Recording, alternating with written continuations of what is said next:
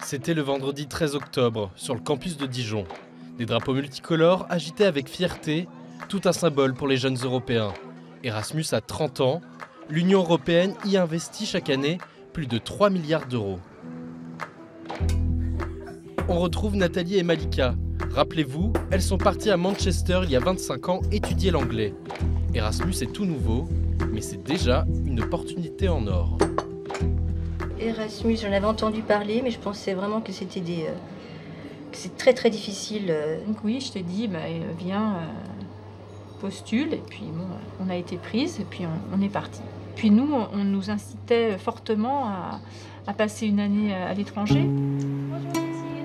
Salut Fida, comment ça va? Fida est à AgroSup depuis la rentrée, et comme Erasmus a encore élargi ses horizons, cette Tunisienne, étudiante en pharmacie en Italie, se retrouve à Dijon pour 6 mois. Elle est là pour améliorer son français bien sûr, mais surtout pour étudier la microbiologie. Tu vas mettre 900 microns de PBS dans chaque tube. Une spécialité qu'elle n'aurait pas pu étudier en Italie. Il y a encore des mécanismes qui sont pas top, mais c'est déjà vachement mieux qu'hier. Donc elle apprend bien. Fida fonde beaucoup d'espoir sur son séjour en France, notamment pour lui ouvrir de nombreuses portes dans le monde professionnel. Ouais, j'ai choisi cette expérience parce que en Italie, les sociétés pharmaceutiques demandent beaucoup de personnes qui font cette expérience. Donc, tu as un avantage plus tard, au futur, si tu vas chercher un travail. Donc, si ton CV porte une expérience Erasmus, c'est quelque chose en plus. Lorsqu'elle n'est pas en laboratoire à manipuler pipettes et éprouvettes, la jeune Tunisienne passe son temps à consulter des publications scientifiques pour sa thèse.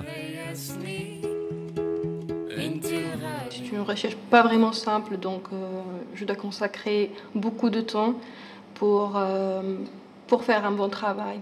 J'ai un but et je dois faire comme ça. Comme ça, parce qu'elle n'a pas le choix. Chaque soir, Fida rejoint sa petite chambre universitaire.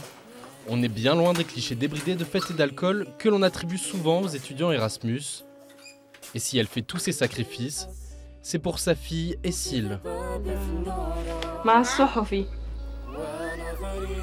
C'était le jour avant de partir encore, donc j'ai décidé de passer les derniers moments avec elle. C'est elle la raison pour que je suis ici. Fida a un objectif, et Erasmus est un tremplin pour y parvenir. Une expérience qui fait grandir d'un coup. Dans la plupart des cas, cette année à l'étranger est aussi l'occasion de lâcher du lest. C'est vrai que j'avais aussi apprécié cette année loin de la famille, et puis découvrir autre chose. Et voilà, donc j'étais prête à recommencer, même si je savais que ça n'allait pas être toujours facile.